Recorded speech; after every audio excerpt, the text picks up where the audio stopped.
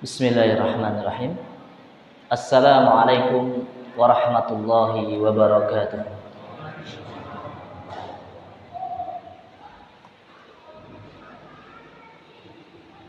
Alhamdulillah. Alhamdulillahilladzi bi ni'matihi tatimmus shalihat. Asyhadu an la ilaha illallah wahdahu la syarikalah. Wa asyhadu anna Muhammadan abduhu wa rasuluhu wa nabiyyuhu wa khaliluhu. Wassalatu wassalamu ala asrafil anbiya'i wal mursalin wa ala alihi wa sahbihi ajma'in wa ba'd. Bapak Ibu sekalian jamaah Masjid Muhajirin, Al-Muhajirin, ada lam ta'rifnya. Semoga sudah langsung menjadi pembeda. Kalau sudah ma'rifah dalam kaidah bahasa Arab itu, kalau sudah pakai al, ini istimewa khusus. Jamaah Masjid Al-Muhajirin yang dimuliakan oleh Allah Subhanahu wa taala. Pertama-tama mari kita panjatkan syukur kehadirat Allah Subhanahu wa taala atas kenikmatan sehat, sempat dan ribuan bahkan jutaan.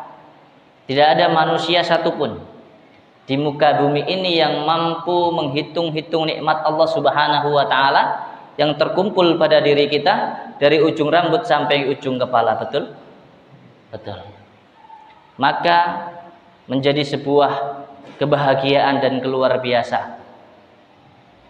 Syukur kita kehadirat Allah Subhanahu wa taala hari ini sudah terkumpul ribuan bahkan jutaan nikmat kepada kita. Terbukti Bapak Ibu sekalian hari ini bisa hadir menjalankan sebuah kegiatan yang sungguh agung luar biasa, thalabul ilmi di masjid yang mulia yang dimuliakan oleh Allah Subhanahu wa taala, dan insya Allah dengan tema yang cukup luar biasa pula. Lebih dari itu, tapi niki saestu nggih, sehat nggih? Sehat nggih Bu? Mireng? Sehat nggih? Jangan-jangan boten. Jasa dan waruhan saya harapkan. Sehat jasadnya terbukti bisa hadir, ruhnya juga demikian. Terbukti banyak orang yang dikuatkan jasadnya tapi tidak diberi kemampuan, tidak diberi kekuatan oleh Allah Subhanahu wa taala untuk menjalankan syariat Allah Subhanahu wa taala, menjalankan sholat dan menjalankan ibadah-ibadah yang lainnya. Betul? Yang dipanggil oleh Allah datang ke masjid diberi kesempatan itu tidak cuma sehat jasadnya, tapi ruhnya juga sehat. Fa insyaallah Bapak Ibu sekalian jamaah yang hadir hari ini, semoga kita menjadi hamba Allah Subhanahu wa taala yang diberi kesehatan jasad dan kesehatan ruh oleh Allah Subhanahu wa taala. Amin Allahumma amin. Bapak Ibu yang mulia yang dimuliakan oleh Allah Subhanahu wa taala, selanjutnya saya menyampaikan terima kasih atas kesempatan yang baik kali ini. Ini kali perdana nggih. Saya belum, mungkin ada sebagian yang sudah pernah bertemu, ada yang belum. Ya, kali ini insyaallah menjadi bagian dari takdir Allah Subhanahu wa taala untuk ta'aruf, saling mengenal, saling bersilaturahmi. Tidak lain dan tidak bukan niat kita di sini insyaallah sama-sama mencari ridho Allah Subhanahu wa taala. Bapak Ibu yang mulia yang dirahmati oleh Allah Subhanahu wa taala, oleh karena itu di kesempatan yang baik saya memang kalau ngisi kajian ba'da maghrib yang diingat-ingat itu adzan isya-nya karena pendek sekali, ingatan nggih. Masya Allah.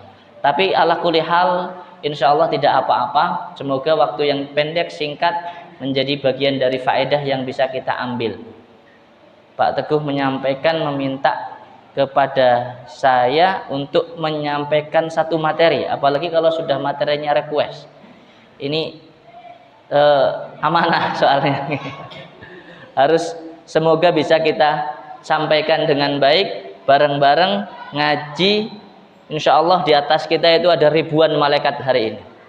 Karena kata Nabi Shallallahu Alaihi Wasallam, innal malaikata la tadoa ajlihataha. Sungguh malaikat akan mengepakkan sayapnya, datang berduyun-duyun mencari di mana itu majelis ilmu, majelis zikir, yang di mana di situ disebut ayat-ayat Allah, diagungkan asma-asma Allah. Mereka berbondong-bondong untuk menaungi dan mendoakan kebaikan pada majelis-majelis ilmu, pada taman-taman surganya Allah Subhanahu wa taala. Insyaallah sing duwe pekerjaan disimpen disit. Ngaten Pak nggih? Utange pripun? Nah, semoga diniati mangke malaikat melu ndungani. Semoga lunas. Amin Allahumma. Biasanya nek masalah utang niku aminnya paling kenceng. Bapak Ibu sekalian yang dimuliakan oleh Allah Subhanahu wa taala.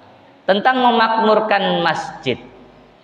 Saya dapat kabar yang baik, Masjid Al-Muhajirin baru melaksanakan sebuah pemilihan takmir yang tidak seperti masjid-masjid lain, gitu nggih, diliput TV dan masya Allah luar biasa. Mengapa kita harus memakmurkan masjid-masjid Allah Subhanahu wa taala? Dan sekaligus saya kabarkan satu ayat dari Allah Subhanahu wa taala dalam Quran. Allah Subhanahu wa taala menyampaikan menjadi kabar gembira bagi orang-orang yang beriman. Apa kata Allah Subhanahu wa taala? Innama, sebuah pembatasan dari Allah Subhanahu wa taala, huruf hasr sekaligus penanda kabar kebaikan kepada orang. Kepada siapa? Kepada siapa saja yang, kata Allah, innama ya'muru, yang memakmurkan. Artinya menggunakan kata fi'il mudhari, terus berlangsung, tidak menggunakan fi'il madhi yang artinya lampau dan biasanya cenderung sudah dilakukan. Ya, karena kewajiban memakmurkan masjid Allah ini ya terus selama masjid masih berdiri, selama itu pula kaum muslimin berkewajiban untuk memakmurkan masjid. Siapa yang punya kewajiban memakmurkan masjid? Kaum muslimin. Karena takmire, ya takmir, takmir masjid. Takmir ini apa terjemahannya pun? Artinya apa takmir itu? Orang yang memakmurkan. Yang terpampang di struktur itu perwakilan. Harusnya begitu. Okay? Kalau yang tugas memakmurkan siapa? Kembali kepada ayat ini. Innama, kata Allah dalam ayat berapa? Quran surat At-Taubah ayat 18. Innama ya'muru masajidallah, sungguh orang-orang yang memakmurkan masjid Allah, yang bertugas menjadi pemakmur masjid.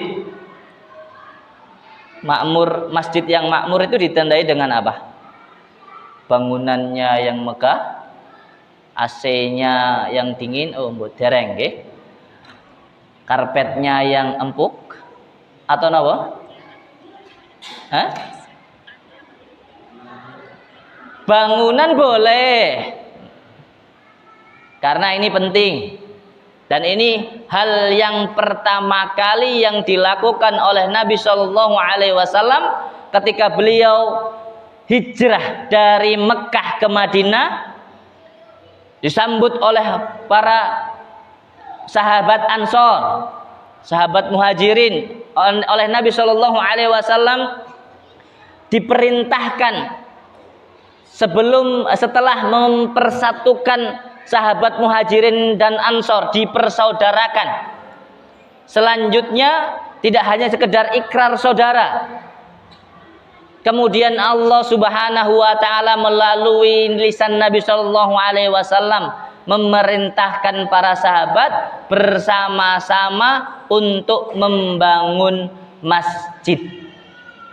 Pertama kali yang dibangun oleh Nabi Shallallahu Alaihi Wasallam begitu sampai di Madinah bangunannya bukan pasar. Ya. Bahkan hari-hari awal kaum muslimin belanjanya di mana? Masih bareng di pasar Yahudi. Nanti nunggu setelah solid umat Islam bersatu, punya kekuatan-kekuatan umat Islam itu potensi-potensinya disatukan, baru bangun pasar sendiri, pasar muslim. Tapi awal kali pondasi yang dilakukan oleh Nabi Shallallahu Alaihi Wasallam untuk membangun umat dan mempersatukannya adalah masjid. Masjid dulu yang dibangun. Nah, yang seperti apa masjid yang dibangun oleh Nabi Shallallahu Alaihi Wasallam? Yang besar, megah, indah, sungguh sangat sederhana. Hanya yang penting tahu ada batasnya. Beberapa daerahnya hanya ditutupi dengan pelepah-pelepah kurma, dibatasi dengan tembok yang ala kadarnya, cukup. Tapi yang kemudian ditandaskan dan dipentingkan oleh Nabi Shallallahu Alaihi Wasallam adalah fungsinya.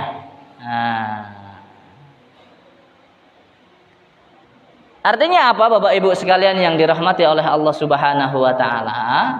Membangun masjid paling utama terpikirkan oleh kita adalah fungsi. Bagaimana masjid bisa mempersatukan umat? Bagaimana masjid bisa menjadi tempat solusi untuk masyarakat?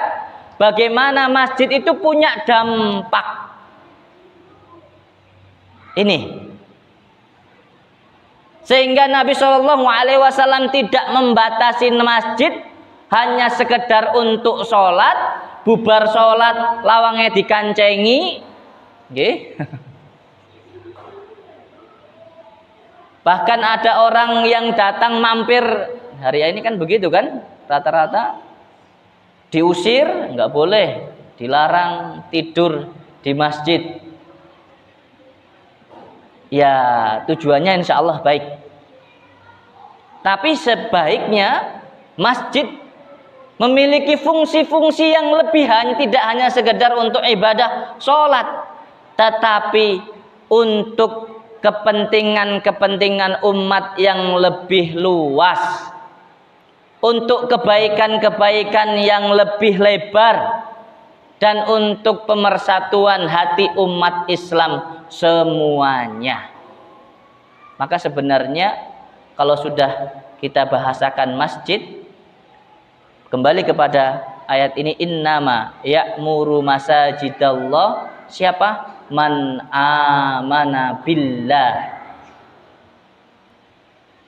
Haknya adalah orang-orang yang beriman kepada Allah.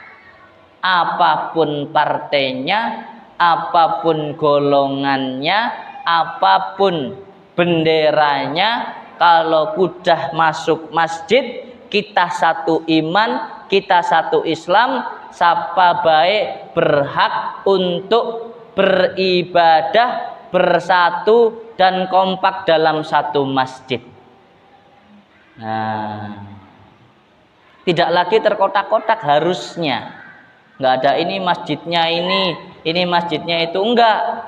Di luar boleh beda. Karena beraneka-ragaman itu sebuah fitrah, naluri. Nggak bisa kita menyatukan hati setiap orang untuk menentukan satu pilihan yang sama, dengan ibadah-ibadah yang bentuknya sama, dengan pilihan-pilihan organisasi yang serupa. Nggak bisa. Kita diciptakan dengan kepala yang berbeda, rambut yang berbeda, background yang berbeda, sangat